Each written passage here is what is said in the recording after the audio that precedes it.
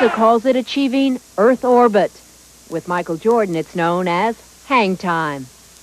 There's a kaboom. He didn't know how he was going to do it. Hang time seems as difficult to explain as rocket science. Michael Jordan overcomes the acceleration of gravity by the application of his muscle power in the vertical plane. Well, that's one explanation. However you describe the Jordan phenomenon, he is, quite simply, the best basketball player in the world.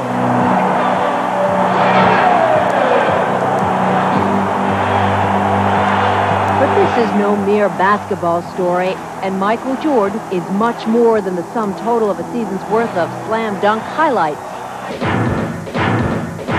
Noted columnist Bob Green perhaps says it best.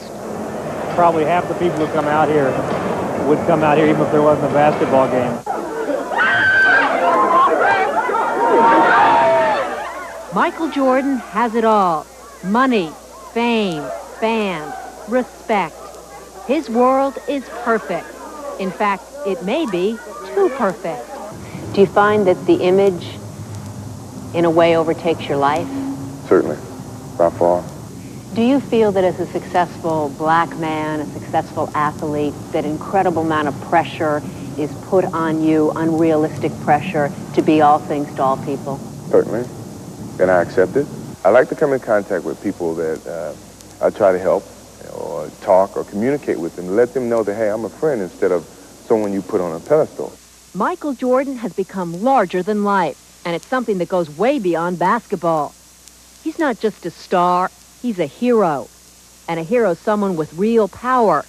On one hand, it's the power to uplift and inspire, and on the other, the power to disappoint. That's my biggest fear in life right now, is that I make a mistake that can be misinterpreted, and it can be taken out of proportion and totally demolish the positive image or positive things that I try to project. And that's a full-time job, making sure that everything's interpreted the way... 24-hour job.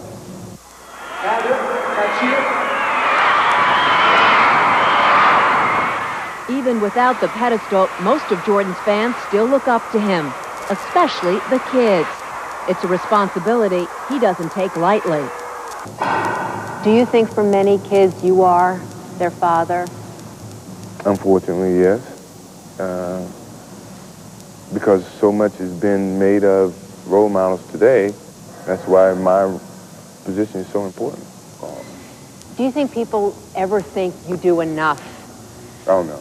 You never could do enough. There's so many people that need help, but you can only touch for so few people, and sometimes you have to say no. They don't quite understand it, and that's the sad part about it, because you want to touch everybody, but you know you can't. To help him touch as many as possible, Michael and his mother Dolores have established the Michael Jordan Foundation. Created in 1989, it serves the twofold task of allowing him to spend more time with his wife and 2 children and help channel the enormous amount of charity requests he receives each year. Travis Jones is 11 years old, and he's from North Carolina, Michael's home state. His greatest dream was to meet Michael Jordan. Travis has lymphoma, a life-threatening disease. First game, Travis? Yes. Thanks for letting me come up and meet you. All right, that's no problem, man. You just keep cheering for North Carolina. As long as I know I got some fans in North Carolina, I'm happy. You'll always have fans in Carolina. Jordan regularly welcomes kids from the Make-A-Wish Foundation, one of several charities the Jordan Foundation works with. Can you sign my shoe? Sure. All right. Right there. Brand new, huh? Yes. Got them today. Oh, okay. With Michael, the meetings are more than a quick handshake and a pat on the back. He shares his time and a seat on the bench.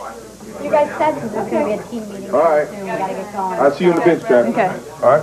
Nice to see you, Mom. Thanks for bringing me. He's going to enjoy the game, I know. He's going to bring me good luck. Okay. All right, man. Yeah. We went to my home state's college. We went to Carolina, and that's where I hope to go someday. He has a great heart, and he thinks of other people other than just trying to think of himself the whole time.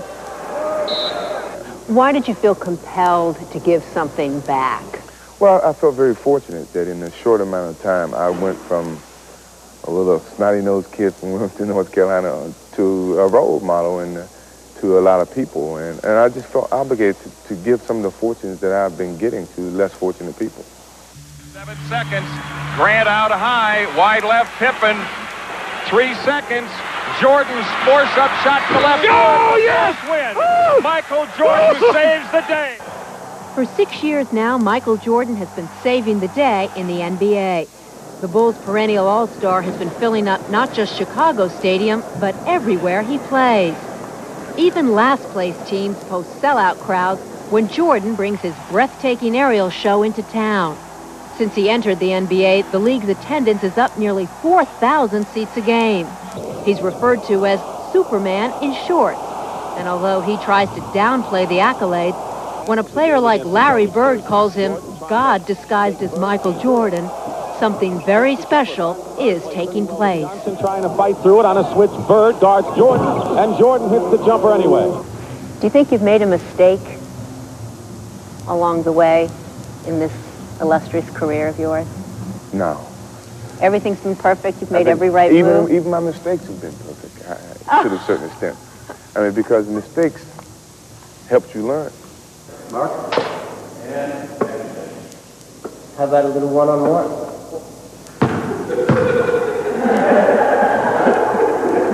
You sure? Michael Jordan has good reason to be happy. He's in the middle of an 8-year, $26 million contract with the Chicago Bulls. And that's nothing compared to the $15 million he stands to make this year alone through his various endorsements. I think you need a smaller ball. How about a little one-on-one?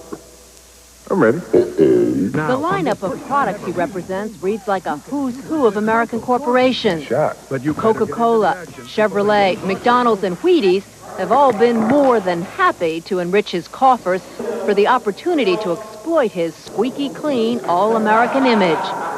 Yo, this is Mars Blackman, and this is my main man, Michael Jordan. And then there's Nike. Perhaps more than anyone else, Nike is responsible for turning Michael Jordan into a pop culture icon. After all, without Nike, there would be no Air Jordan. No! What is the price of being so admired, of being such a role model, of being considered a godlike figure? It takes away some of your private life. Some of your natural things that you may want to do. You have to be very cautious of what you say and what you do because it can be misinterpreted by people. My wife asked me this morning, why do we never go to a movie? You know why. You know why I can't go to a movie, because I never enjoy the movie or enjoy you without someone coming with a flashlight down the aisle to ask me for an autograph. That's what happened to me the last time I went to a movie. In the middle of the movie? In the middle of the movie. And you were gracious and... I signed, looked over to my wife, see why we never go to another movie? The pressure is intense, but Michael's not complaining. He just wants people to realize Air Jordan is made out of flesh and blood. Hey. So many of the people that I talk to, they look at your life and they say, gee, I'd like to be able to play for just one day like Michael Jordan. A lot of people say that. A lot of people, I love to be Michael Jordan for one day. I say, that's not fair. Try a year, try 2, 3, 4 years. Then you can see the good along with the bad. I read in an interview that you said recently that you're now looking at a life without basketball. Oh, I'm looking forward to it, really. You really want out of the spotlight. You do well in the spotlight. You covet the spotlight in many ways. And I wouldn't mind walking away from the spotlight. How do you know that? I feel it. I'm very happy with what I've obtained through the spotlight and through the fortunes that I've been involved with. But I wouldn't mind going back and being a normal person again and living a normal life. I wouldn't mind it. Believe me, I wouldn't. A recording contract. Now she's 21.